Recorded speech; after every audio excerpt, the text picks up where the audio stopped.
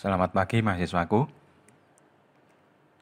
Kali ini kita belajar terkait dengan studi kasus Boston Housing.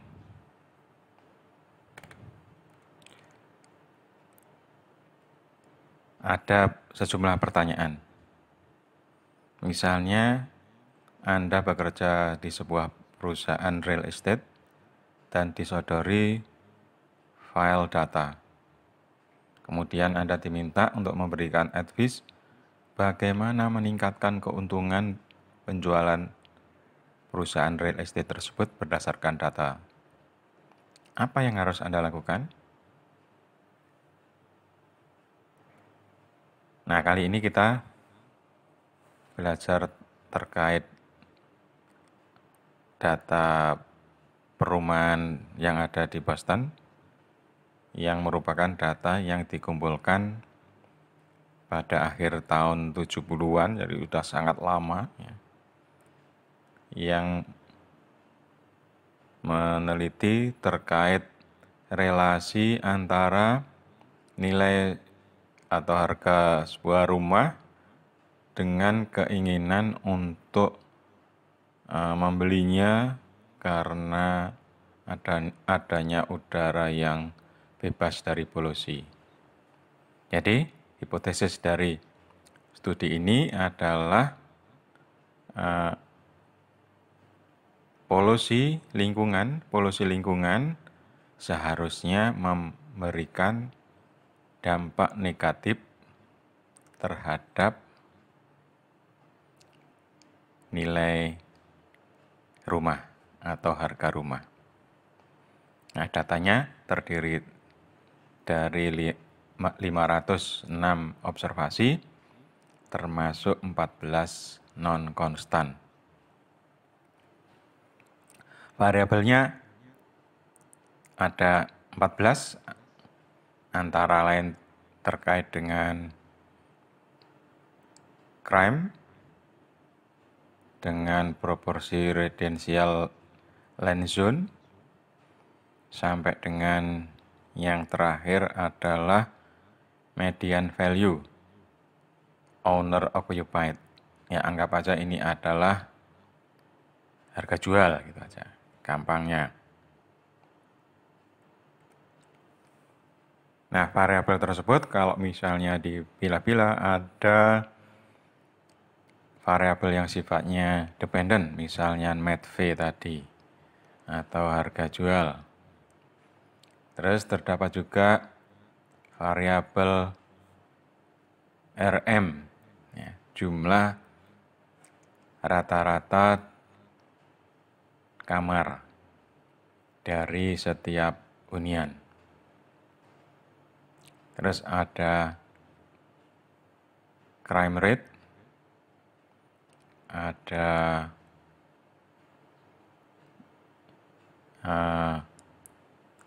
apakah terkait dengan dekat sungai,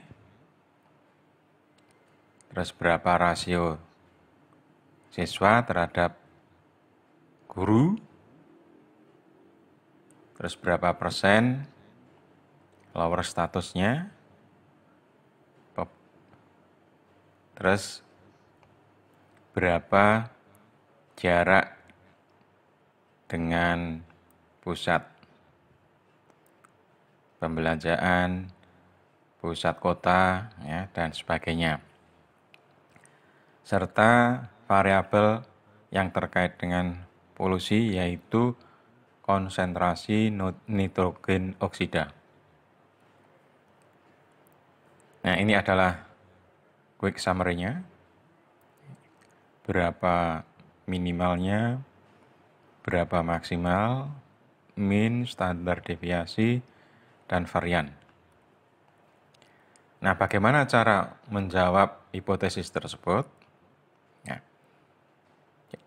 Ya, dibuat suatu model, ya. Nantinya dibuat satu model untuk menguji apakah hipotesisnya ini nanti akan berlaku apa tidak, benar apa tidak. Jadi hipotesisnya adalah bahwa polusi lingkungan akan memberikan dampak negatif terhadap harga jual rumah. Dengan kata lain, makin polusi berarti harga jualnya akan makin rendah. Ya. Benarkah lingkungan yang berpolusi tersebut akan menurunkan harga jual rumah? Nah, kita lihat nantinya. Nah, sebelum kita lakukan itu, kita lihat apa tujuan dilakukan analisis terhadap data. Apakah benar untuk meningkatkan keuntungan penjualan? Bagaimana cara meningkatkan penjualannya? Oh, dengan cara marketing misalnya. Bagaimana meningkatkan efektivitas marketing? Ya, dan sebagainya. Nah, ini tentu saja nanti tidak bisa berdiri sendiri ya. Tentu saja kita harus diskusi dengan bagian marketing, dengan bagian lainnya, bagian produksi, dan lain-lain. Nah, selain itu juga apakah ada kegunaan lainnya? Nah, kita sebagai yang bergerak di bidang IT, di sini kita harus dapat mengekstrak informasi yang berguna dari data yang sudah disediakan. Nah, bagaimana caranya? Kita pilih variabel yang sifatnya dependent, kita tentukan mana variabel yang sifatnya independent. Setelah itu, kita justifikasi, kira-kira nanti variabel independennya itu memiliki efek negatif apa positif. Ya, pengaruhnya itu membuat besar atau membuat lebih kecil terhadap dependent variabel. Nah, kita sebenarnya tidak harus menggunakan 4 ini, jadi hanya aja ini kita pilih 4 variabel independen yang kita anggap mempengaruhi terhadap variabel dependent MATV.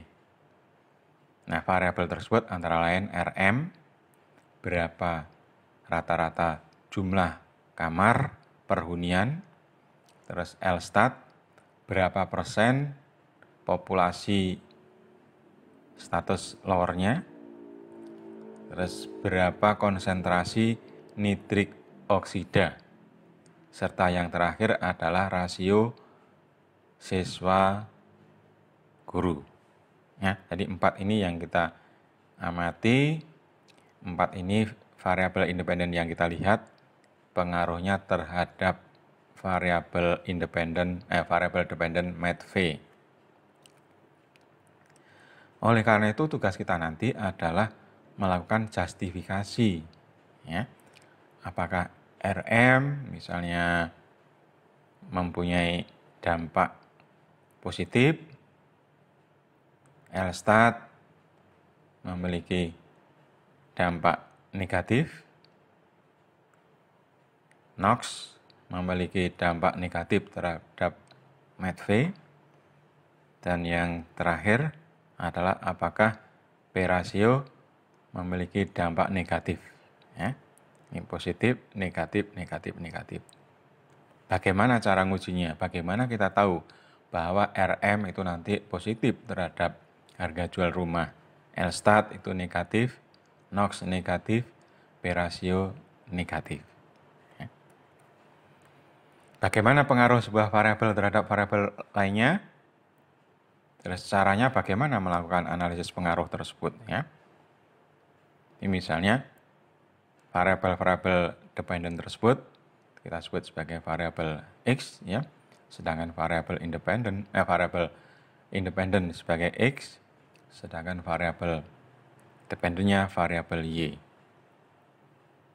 Pengaruhnya seberapa, ya? Seberapa besar? Selain itu juga pengaruhnya apakah positif atau negatif. Nah, setelah tahu apa kegunaan X bahwa berpengaruh terhadap Y. Ya, apa kegunaan setelah tahu variabel X itu berpengaruh terhadap Y. Ya, dari sekian variabel, ya, tidak harus dipilih semuanya. Nah, caranya bagaimana cara memilihnya? Kita bisa menggunakan yang gampang, antara lain menggunakan grafik atau scatter plot. Ya, dengan menggunakan scatter plot, kita bisa menampilkan secara visual pengaruh antara satu variabel dengan variabel yang lain. Ini misalnya di sini ada MATV, LSTAT, P-ratio, RM, NOx. Jadi kita ambil 5 variabel, ya, NOx, RM, P-ratio, LSTAT, MATV.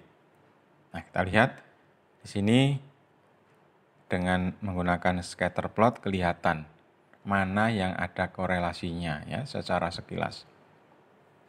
Kita lihat yang NOx. Nah, trennya kan ini. Terus kalau yang RM, tren naik ke kanan atas. P-ratio turun kanan bawah. Demikian juga LSTAT. Ya. Jadi MATV terhadap NOx kira-kira segini. MATV terhadap RM korelasinya positif ke kanan atas. P-ratio negatif kanan bawah. Demikian juga LSTAT negatif. Ya. Sekilas dengan menggunakan scatter plot, kita bisa melihat mana yang ada korelasinya. Ya. Terus kalau yang korelasi yang lain gimana? Misalnya LSTAT dengan NOx, yang ini enggak kita lihat karena kita hanya fokus ke MATV terhadap yang 4 variabel yang lain. Oke, kita lanjutkan. Selain scatter plot, kita juga bisa mendapatkan numeriknya, yaitu dengan memanfaatkan koefisien korelasi. Dari sini akan lebih jelas. Misalnya LSTAT terhadap MATV.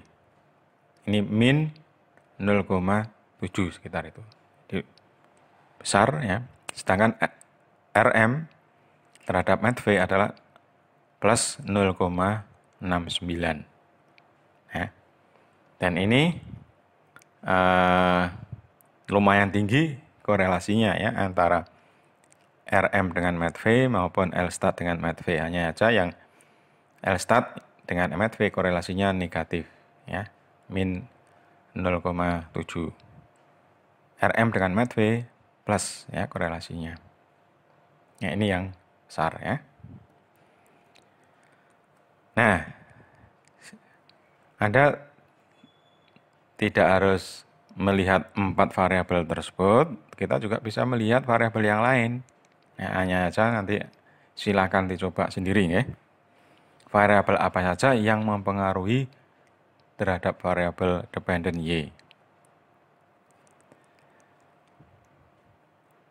Nah, kita juga bisa melihat pengaruhnya dengan menggunakan regresi. Ya. Kalau seluruh variabel tersebut kita masukkan ke dalam aplikasi, misalnya ini menggunakan aplikasi WK, ya, dengan terus kita pilih classify, choose linear regression, variabel dependentnya kita pilih MATV, terus klik start, maka nanti akan bisa diperoleh rumus regresinya adalah ini. Ya, ini menurut WK. Lanjut. Jangan langsung banyak dulu. Kita pilih regresi dengan satu variabel aja yang gampang, ya. Jadi kali ini saya tidak menjelaskan secara teknis regresi itu apa. Belum, ya, belum. Jadi saya hanya menjelaskan, mendemokan secara sekilas bagaimana kita bisa memanfaatkan ilmu yang kita pelajari selama 1 semester untuk menggali, untuk melakukan analisis lebih dalam terhadap data, ya. Oke, balik lagi ini. Skenario yang pertama adalah regresi dengan satu variabel. Kita hanya melihat pengaruh antara RM terhadap MATV. Jadi hanya satu variabel aja. Jadi merupakan simple regression. Ternyata setelah diproses, hasilnya persamaan regresinya adalah ini. Perkiraan MATV itu sama dengan min 34,66 sebagai intercept ya, ditambah 9,1 kali RM. Ini adalah rumus untuk mempredik atau membuat perkiraan berapa MATV berdasarkan RM. Nah, sekarang misalnya kalau ditanyakan, jika sebuah rumah memiliki rata kamar adalah 2,1 dan harga MATV sama dengan 40,2, berapa prediksinya menurut regresi? Berapa residualnya? Ya. Kalau kita hitung dari rumus regresi ini, kita hitung ulang prediksinya. Ya, kalau MATV aslinya 24, kita predik 25. Sehingga selisihnya atau residualnya adalah min 1,1,17. Jadi 24 dikurangi 25,1,6 hasilnya minus 1,17.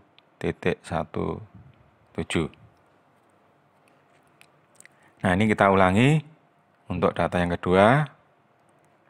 MATV aslinya 21,6, setelah diprediksi 23,7. Sehingga residualnya min 2,17 ya, dan seterusnya ya. Residual ini bisa juga kita hitung, kita cari berapa persentase errornya. Ya, residual dibagi dengan MATV kali 100% sama dengan ini 4,87. Nah, jadi ini adalah persentase errornya. Kita juga bisa mencari komponen SSE ya, sum square errornya, yaitu residual dikuadratkan. Sehingga diperoleh ini 1,37, ini 4,7 dan seterusnya. Dan kalau di total ini akan diperoleh nilai SSE-nya, yaitu sebesar 22,057. Ya. Terus gimana cerita selanjutnya? Nah, kembali lagi ke yang soal B. Jika sebuah rumah memiliki rata kamar adalah 2,1, jadi RM-nya 2,1, MATV-nya 40,2, ya 40,2. Berapa prediksinya? Ya, diprediksi ini dengan menggunakan rumus regresi ternyata adalah minus 15,55. Dengan demikian residualnya adalah 40 dikurangi min 15, ya, sekitar 55,75. Persentase errornya 138,68. Jadi kita ditanya, apakah prediksinya berlaku general?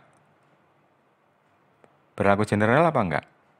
Nah, jadi kalau ini datanya RM, MATV asli, MATV prediksi, errornya ini sekian. Nah, ternyata setelah dicoba ini persentase errornya sangat besar. Dengan demikian bisa dianggap atau bisa disimpulkan bahwa prediksinya, jadi prediksi dari regresi ini tidak berlaku secara general.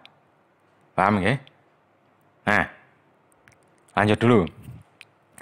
Skenario yang kedua, kalau tadi satu variabel, nah sekarang kita lanjut dengan 4 variabel.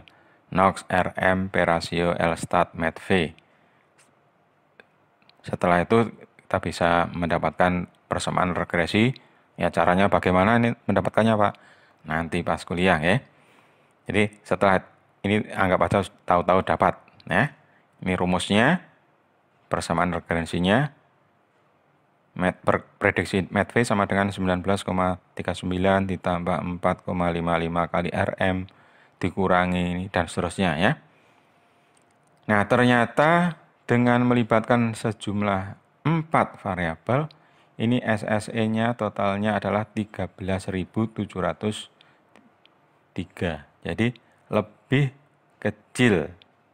Nah, kalau lebih kecil biasanya SSE-nya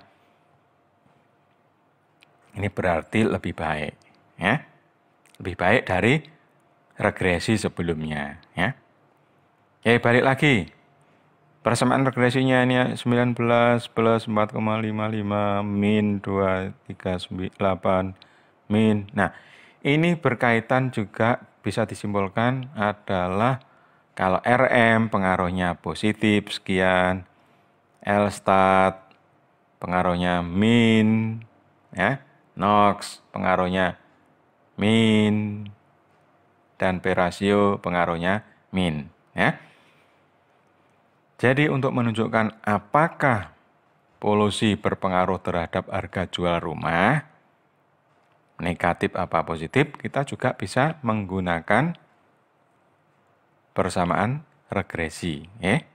Jadi kalau sebelumnya kita menjelaskan dengan menggunakan grafik scatter plot, nah kali ini saya tunjukkan dengan menggunakan persamaan regresi. Ya. Dari sini kelihatan malah plus, min, min, min. Ya. RM plus ya naik, L stat turun, membuat turun ya. NOx-nya turun, P rasio juga turun. Nah, mana skenario regresi yang terbaik? Tadi bandingkan SSE-nya. Pilih SSE yang paling kecil ya. Bagaimana melakukan regresi? Bagaimana menghitung SSE? Nanti ya, pas kuliah. Lanjut. Nah, sekarang setelah kita bisa menjawab hipotesisnya, apakah negatif atau positif terhadap harga jual rumah, mungkin kita punya pertanyaan yang lebih lanjut lagi. Dapatkah digali lebih dalam? Nah, untuk menggali lebih dalam, kita bisa melakukan yang namanya clustering. Ya. Jadi misalnya, bagaimana jika perumahan tersebut dikelompokkan menjadi 2 buah? Jadi clustering atau pengelompokan. Apa contohnya Pak kelompoknya? Misalnya rumah yang nantinya laku keras, rumah nantinya yang kurang laku. Coba bayangkan kalau misalnya kita nanti bisa memprediksi, oh ini nanti laku keras. Apa yang dilakukan oleh tim marketing? Pasti sudah tahu caranya, ya. Kalau misalnya nanti tahu ini nanti rumahnya kurang laku, caranya bagaimana? Yang harus dilakukan berikutnya sudah tahu, ya. Jadi dari data yang ada kita bisa melakukan pengelompokan, ya, atau clustering. Mengapa kok 2 buah? Mengapa kok tidak 3 buah atau 3 kelompok? Misalnya rumah yang nantinya akan laku keras, rumah yang sedenganlah lakunya, rumah yang kurang laku. Nah, ini tugas Anda nanti melakukan analisis. Kalau 2 bagaimana, kalau 3 bagaimana. Nah, ini tentu saja harus diskusi dengan tim marketing, dengan bos, dan sebagainya. Ya. Jadi untuk menentukan jumlah clusteringnya tidak hanya sendiri. Ya. Nah, Anda sebagai nantinya lulusan sistem informasi, ya harus bisa nanti mau ngasih saran 2 atau 3 kelompok atau 4 kelompok dan sebagainya ya. Nah, bagaimana melakukan clustering? Nah, itu nanti akan kita pelajari ya. Ada beberapa metode, misalnya menggunakan K-means, menggunakan aglomeratif dan sebagainya. Nah, ini contoh visualisasi clustering ya. Tapi hanya saja ini visualisasinya sederhana ya, menggunakan variabel RM dan MATV. Padahal clustering tidak hanya 2 variabel ya, mungkin MATV dengan sekian banyak. Jadi hanya saja kalau variabelnya makin banyak, visualisasinya susah ya. Jadi ini hanya saya tunjukkan K sama dengan 2. Jumlah klasternya hanya 2. Jadi ini klaster pertama, klaster kedua. Ya. Terus ini titik pusat atau sentroid dari klaster pertama, ini sentroid klaster kedua. Ya. Bagaimana caranya? Ya nanti ikuti kuliah pertemuan berikutnya. Ya. Nah yang terakhir kita lihat klasifikasi. Bagaimana agar kita dapat memprediksi bahwa suatu rumah yang baru saja dibangun adalah termasuk kategori yang akan laku keras. Jadi ini tidak hanya melakukan kategori, melakukan clustering setelah terjadi, tapi ini berusaha memprediksi ya dengan menggunakan materi klasifikasi. Ada beberapa metode yang akan kita gunakan, antara lain Bayes, terus neural network, SVM, dan sebagainya. Nah, itu saja sebagai pengenalan. Selamat belajar, semoga sukses.